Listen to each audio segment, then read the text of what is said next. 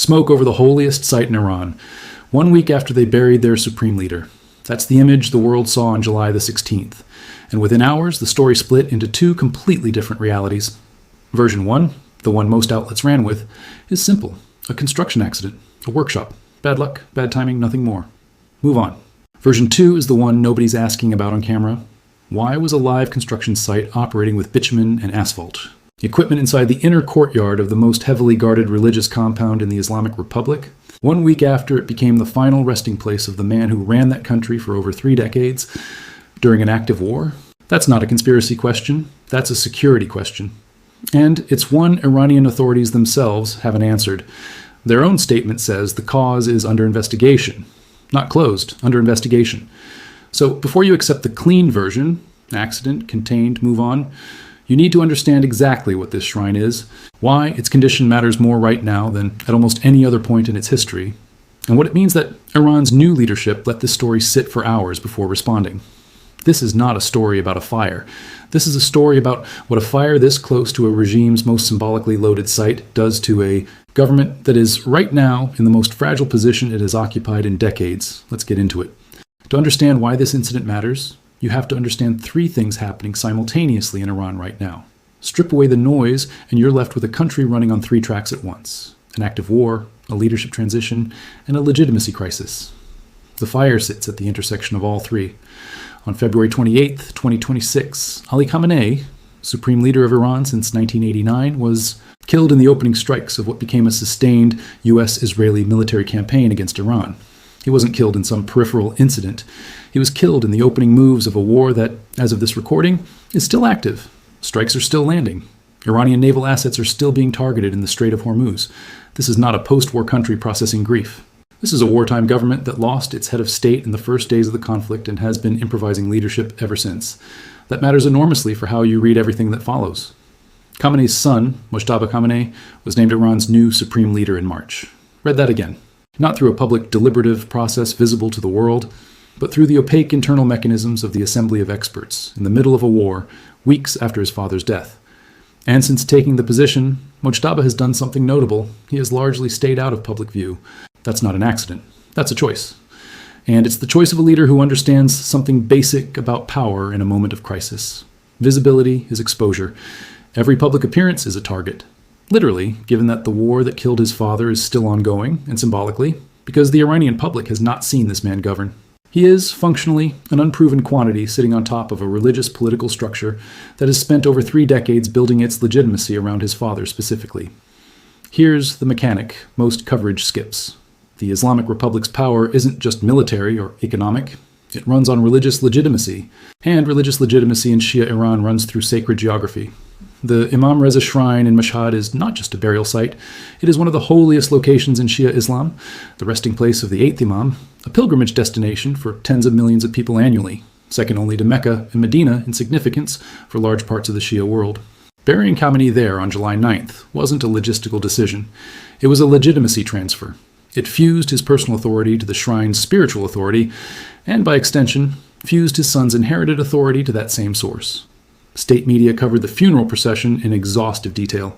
The coffin moving through packed streets, the shrine reaching full capacity, thousands more following the ceremony from outside because there was no more room inside. That is a regime spending its most sacred asset to stabilize a transition of power happening under fire, literally an active bombing campaign. Now hold that picture in your head. 1 week later, smoke is rising from that exact complex. You don't need a conspiracy to understand why that image is dangerous to this government, regardless of the actual cause. In a system where legitimacy is built on sacred continuity, an uncontrolled fire at the site meant to anchor that continuity is a structural vulnerability whether or not a single human being intended it. This is the mechanism, not someone attacked the shrine. The mechanism is fragile legitimacy plus a symbolically loaded location plus an active war equals an incident that carries weight far beyond its physical damage, regardless of its cause. Now let's separate fact from inference, because this is where most channels either underreact or wildly overreact. Neither serves you. Here is what is confirmed from Iranian state media itself, Tasnim News Agency and Mehr News Agency, along with independent regional and international reporting that corroborates the core details. On Thursday, July 16, 2026, a fire broke out at a bitumen processing workshop inside the Imam Reza Shrine complex in Mashhad. This wasn't at the tomb. It was at a construction site within the sprawling complex. The shrine covers a vast footprint with multiple courtyards, mosques, libraries, and administrative buildings, and construction and renovation work is a near constant feature of a site this large and this heavily used. The workshop was processing bitumen, essentially the tar-based material used in roofing and waterproofing construction work. This is combustible, messy, smoke-heavy material. When it ignites, it doesn't produce a clean fire. It produces exactly the kind of thick, black, dramatic smoke that dominated the footage circulating from Mashhad that day. That smoke is what made this look catastrophic on camera. It's also entirely consistent with a mundane industrial fire, not an explosive or targeted attack. Firefighters, both the shrine's own dedicated fire crews and Mashhad's municipal fire service, responded immediately. Multiple sources confirmed the fire was contained within a short window and did not spread to the shrine's central burial areas or to the adjacent Goharshad Mosque, one of the complex's other major structures. No injuries were reported. No damage to the burial site itself was reported. So here's the official narrative, and I want you to actually hear it clearly instead of dismissing it reflexively. Construction accident quickly contained, no casualties, no damage to anything sacred. That's what Tasnim, mayor, and the fire department spokesman are all saying, consistently, without contradiction between them. Now, the counterintuitive part. The part that doesn't require you to believe a cover-up, but does require you to notice what's structurally true regardless of intent. This is not the first fire at this complex. There was a previous blaze in 2022 attributed to an electrical malfunction. Cleaning equipment caught fire on the grounds as recently as April of this year, just months before Khamenei's burial. Neither of those incidents caused casualties or lasting damage either. Read that pattern correctly. This is not evidence of sabotage. What it is evidence of is this: a shrine complex of this scale, undergoing continuous construction and renovation to accommodate an enormous and growing volume of pilgrims, and now serving as the burial site of a head of state, is a site with recurring fire risk baked into its operational reality. Old religious complexes with modern construction retrofits, high foot traffic, and industrial materials on site are structurally fire-prone environments. That's not a secret. That's basic risk management. So, official narrative says accident. The structural reality says also plausible and consistent with prior incidents at the same site. Where does that leave the under investigation line? It leaves it exactly where it should be. Iranian authorities have not ruled out other explanations, and in a country at war, with a foreign adversary actively conducting strikes on Iranian infrastructure, investigating the cause is standard procedure, not evidence of concealment. You investigate fires at sensitive sites during wartime as a matter of course, regardless of how mundane they turn out to be. The honest, cold assessment, the available evidence points toward an industrial accident consistent with the site's history. There is no confirmed evidence of sabotage, targeting, or foreign involvement. Anyone telling you with certainty that this was an attack is speculating beyond the facts.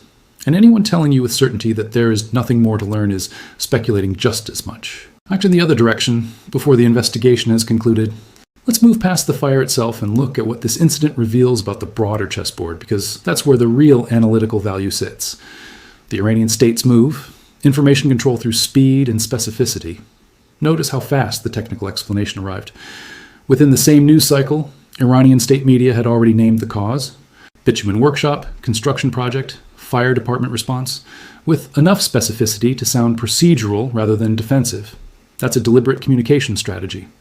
In moments of vulnerability, especially religious symbolic vulnerability, the fastest way to prevent a narrative vacuum from filling with worse speculation is to flood the space with a boring, technical, verifiable sounding explanation immediately.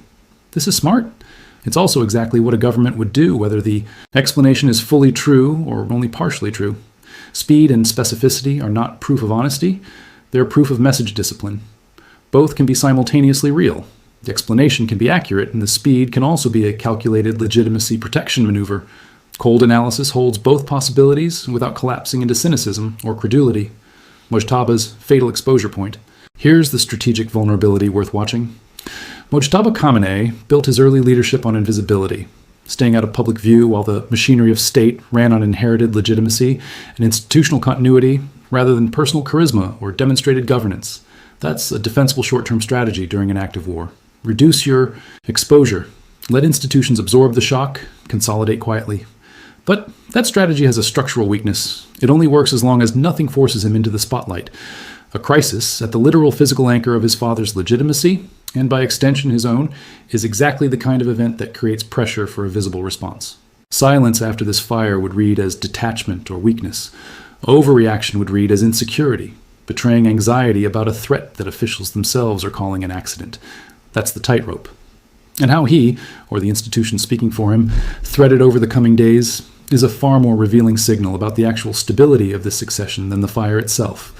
The external actors, what they didn't do. Equally important is what's absent from this story. There is no claim of responsibility from Israel or the United States, no leaked intelligence suggesting targeting, no satellite imagery analysis from open-source intelligence accounts suggesting munitions rather than industrial ignition. In an environment where every strike in this war is typically confirmed, denied, or claimed within hours by involved parties or independent OSINT trackers, that silence is itself informative. It's the single strongest piece of circumstantial evidence supporting the accident explanation. Not proof, but weight on that side of the scale. The fatal error to watch for on either side. If this was, in fact, a pure accident, the fatal error would belong to whoever allowed active industrial fire risk that close to a site now carrying this level of symbolic and security weight 1 week after a burial of this magnitude during a war. That's a security and planning failure, independent of any hostile intent, and a preventable one. If, on the other hand, evidence eventually emerges pointing to something other than an accident, the fatal error would belong to Iranian communications for moving to a technical explanation this quickly, this specifically, before an investigation had concluded, a move that would corner them into either doubling down on an explanation they can't fully verify or walking it back in a way that damages credibility far more than transparency would have. Both risks are real, both are worth tracking. Neither is confirmed as of this recording. Strip away the drama, and here's what you're left with. A wartime government lost its head of state in the opening days of a still active conflict. It responded by fusing its succession to the most sacred site available to it, betting that religious continuity could substitute for the personal authority it no longer had. 1 week later, smoke rose from that same site, and within hours, the government had an explanation ready. Mundane, procedural, plausible, and consistent with the site's own history of minor fires. The available facts support that explanation. The investigation isn't closed, and the government's speed in explaining itself tells you as much about its anxiety over the optics as it does about the actual cause. That's the real story here. Not a hidden attack, not a cover-up confirmed by evidence that doesn't exist. The real story is a regime whose entire post-war stability strategy rests on the undisturbed sanctity of one physical location, discovering in real time just how little control it actually has over that location's ability to stay undisturbed. Fires don't need intent to be revealing. Sometimes the accident is the message, proof that even the most heavily guarded, most sacred, most symbolically essential site a government owns is still, in the end, just a building, vulnerable to the same mundane risks as any other construction zone, and no amount of legitimacy transfer, funeral. Procession, or fast press statement, changes that underlying fact. Whether Iran's leadership can keep governing that gap between the sacred story it needs to tell and the physical reality it can't fully control may end up mattering more than the fire ever did.